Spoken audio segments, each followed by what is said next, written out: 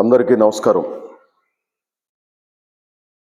అంగన్వాడీలు చేస్తున్నటువంటి పోరాటం ఆంధ్ర రాష్ట్రంలో క్లైమాక్స్ సీన్కి చేరింది. 41 రోజు ఈ రోజున 41 రోజులుగా పోరాడుతున్నటువంటి అంగన్వాడీ వర్కర్లు, ఆయాలు, మినీ వర్కర్లు తమ పట్టుదలను ఏమాత్రం విడనాడటం లేదు. సమస్య పరిష్కారం అయ్యేదాకా వెనక్కు తగ్గేది లేదని చాలా పట్టుదలగా ఈ ఉద్యమంలో భాగస్వాములయ్యారు. ఈ ప్రభుత్వం అన్ని రకాల ప్రయత్నాలు చేసింది ఈ సమ్మెని విచ్ఛిన్నం చేయడం కోసం. సచివాలయాల సిబ్బందిని ప్రయోగించారు, వాలంటీర్లే సెంటర్లో నడుపుతామని చెప్పారు. అంగన్వాడీ కేంద్రాల నుంచి పంపిణీ చేయాల్సినటువంటి వస్తువులన్నింటినీ ప్రభుత్వమే నేరుగా పంపిణీ చేస్తుంది. పిల్లల సంరక్షణ బాధ్యత, క్లాసుల నిర్వహణ అన్నీ మేమే చూస్తాం, ప్రత్యామ్నాయాలన్నీ చేస్తామని చెప్పి ప్రకటన చేశారు. దాంట్లో అట్టర్ ఫెయిల్ అయింది గవర్నమెంట్. ఆ తర్వాత దఫదఫాలుగా 6 సార్లు చర్చలు జరిపారు. ఈ 6 సార్లు చర్చల్లోనూ వేతనాలు పెంచటం అనే విషయం మినహా మిగిలిన అన్ని విషయాలు మాట్లాడదామన్నట్టుగా మాట్లాడుతూ ఉన్నారు. ఇది ఏ రకంగానూ ప్రజలు హర్షించడం లేదు.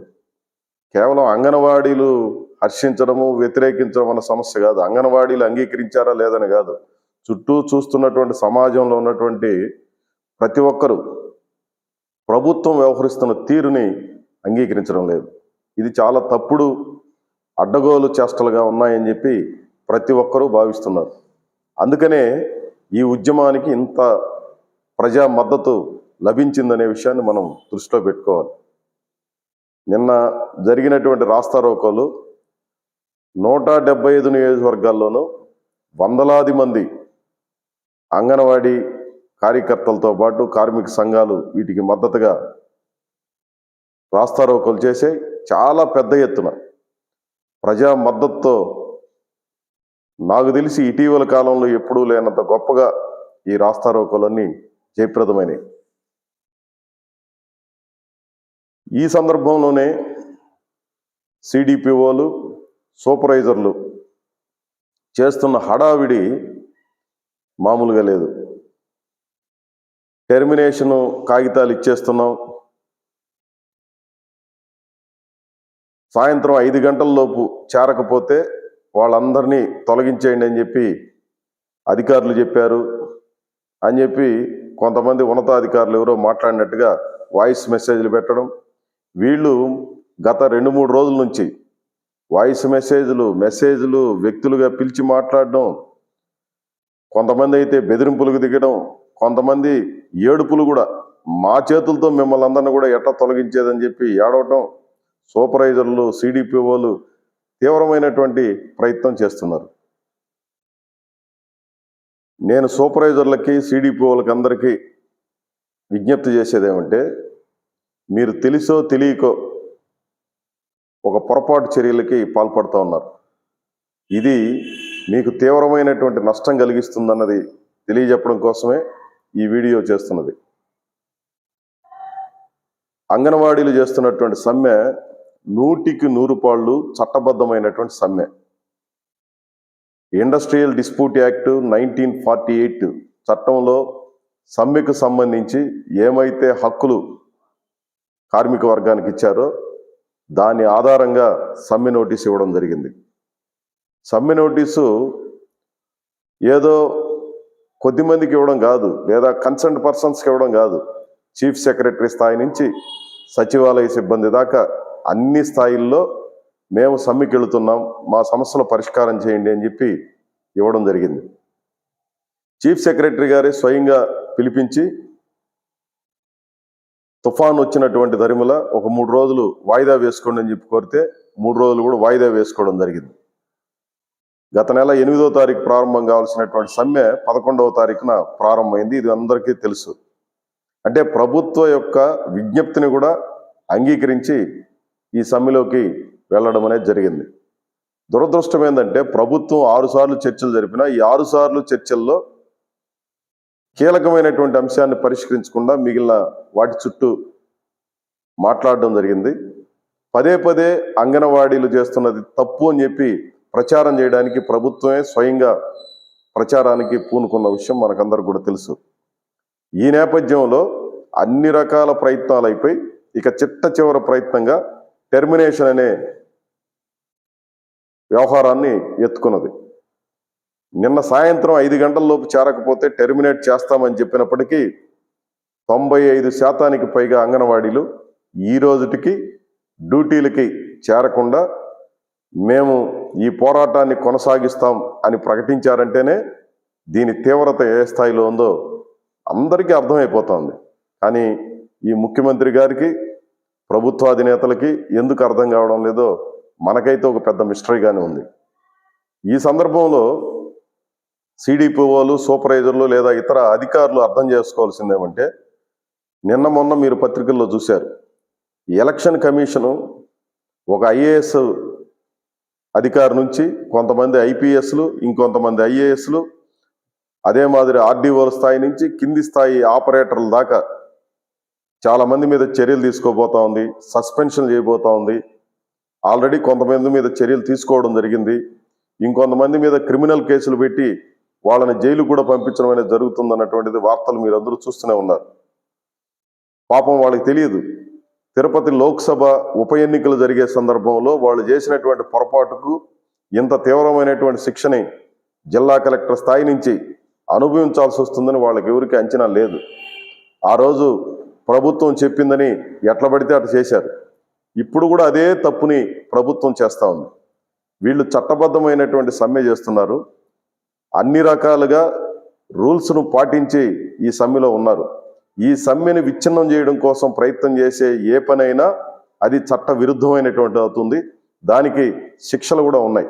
ఈ విషయాన్ని అర్థం కాకుండా కింది స్థాయిలో ఉన్నటువంటి సిడిపిఓలు, సూపర్వైజర్లు లేదా ఇతర కొంతమందిని రెచ్చగొట్టి మీరు ఎట్టి పరిస్థితుల్లో ఉద్యమాన్ని ఆపించి విధుల్లోకి తీసుకోవాలని చెప్పి తీవ్రమైనటువంటి ప్రయత్నాన్ని వీళ్ళ ద్వారా ప్రభుత్వం చేస్తూ ఉంది. టెర్మినేషన్ ఆర్డర్స్ ఇచ్చేస్తున్నామని, టెర్మినేషన్ ఆర్డర్ ఇవ్వడానికి వీల్లేదు. కారణం ఏమంటే ఇది ఒక అన్ఫెయిర్ లేబర్ ప్రాక్టీస్ అనే విషయాన్ని అందరూ అర్థం చేసుకోవాల్సినటువంటి అవసరం ఉంది. ట్రేడ్ యూనియన్ చట్టం 1926 ఆధారంగా, అదే మాదిరి ఇండస్ట్రియల్ డిస్ప్యూట్ యాక్ట్లో 1982లో సవరించినటువంటి సవరణల ఆధారంగా, ఆ తరువాత కాలంలో ట్రేడ్ యూనియన్ యాక్ట్ 1926 దాన్ని చేసినటువంటి కొన్ని సవరణల ఆధారంగా అన్ఫెయిర్ లేబర్ ప్రాక్టీసెస్ అంటే ఏంటి అనే దాన్ని నిర్వచించబడింది. ఇప్పుడు చేస్తున్నారే, చట్టబద్ధమైన సమ్మెలో ఉన్నటువంటి అంగన్వాడీల్ని పిలిచి బెదిరించడం, వాయిస్ మెసేజ్లు పెట్టడం, మిమ్మల్ని తొలగిస్తామని చెప్పి, టెర్మినేట్ చేస్తామని చెప్పి, ఉత్తర్వులు ఇస్తామని చెప్పి చెప్పడం, ఇవన్నీ అన్ఫెయిర్ లేబర్ ప్రాక్టీస్ కిందకే వస్తాయి. దీనికి సెక్షన్ 25U ప్రకారం 6 నెలల వరకు జైలు శిక్ష విధించవచ్చు, 1000 రూపాయల జరిమానా విధించవచ్చు, రెండు కలిపి విధించడానికి అవకాశం ఉంది. ఈ రకమైనటువంటిదే కాకుండా క్రిమినల్ కేసులు కూడా నమోదు చేయడానికి అవకాశం ఉంది. ఈ విషయాలు తెలియక చాలామంది, ముఖ్యంగా అధికార పార్టీకి అనుయాయులుగా ఉండేవాళ్ళు చాలా ఉత్సాహాన్ని ప్రదర్శిస్తున్నారు, అత్యుత్సాహం. కొంతమంది సూపర్వైజర్ల భర్తలు కూడా ఈ పనిలో దిగేసి చేస్తూ ఉన్నారు. సిడిపిఓల బంధువులు లేదంటే అధికార పార్టీ నాయకులు సంయుక్తంగా కలిసి మరి ఈ పనులన్నీ చేస్తున్నారు. ఇక్కడ అర్థం చేసుకోవాల్సింది ఏమంటే, ఈ పని ఎవరు చేసినా రేపొద్దున కోర్టుల కేసులు లేదంటే న్యాయపరమైనటువంటి ఏ విషయంలోనూ వెనక్కి తగ్గకుండా యూనియన్ వ్యవహరిస్తుందనే విషయం మీరు దృష్టిలో పెట్టుకోవాలి. మీ జీవితాలను ఫణంగా పెట్టుకొని మీరు ఇబ్బందులు పడేటట్టుగా ఇట్లాంటివి చేయబాకండి దయచేసి.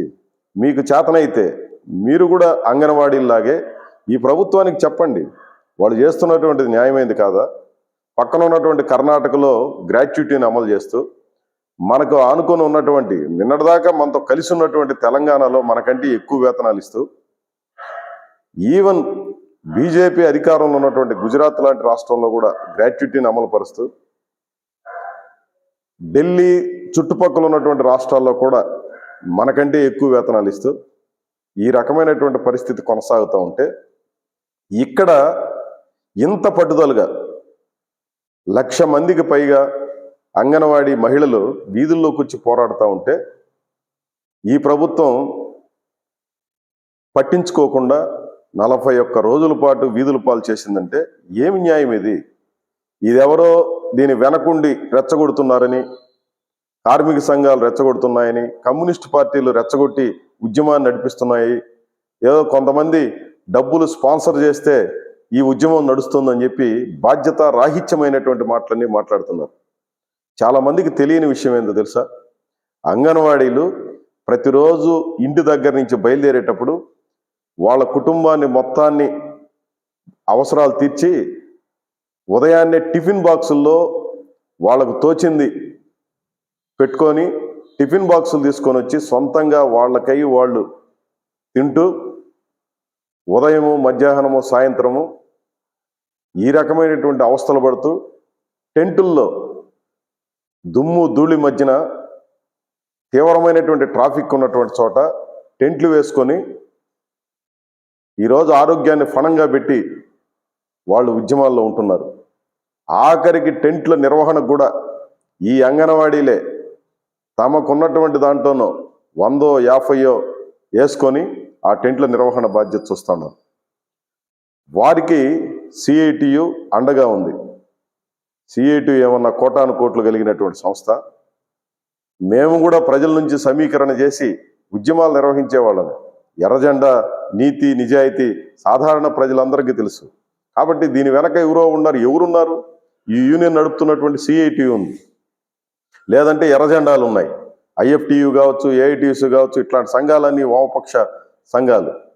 వీళ్ళు నిజాయితీగా ఈ ఉద్యమంలో భాగస్వాములై చేస్తున్నారు. దీన్ని తట్టుకోలేక దుష్ప్రచారం చేస్తున్నారు. దుష్ప్రచారం చేయడమే కాదు, కేవలం జగన్మోహన్ రెడ్డి గారు అధికారంలోకి వచ్చిన తర్వాత 1000 రూపాయల జీతం పెంచి మేము చాలా ఇచ్చేసామని చెప్పి మాట్లాడుతున్నారు. ఈ విషయాలన్నీ సిడిపి వాళ్ళకో లేదా సూపర్వైజర్లకో అధికారులకో తెలియదా? ఈవెన్ ఈ ఉద్యమాన్ని పోలీసులు సైతం బలపరుస్తున్నారు. ఈ అంగన్వాడీలు చేస్తున్న పోరాటం జయప్రదం కావాలి, మీరు గెలవాలని చెప్పి వాళ్ళందరూ కోరుకుంటున్నారు.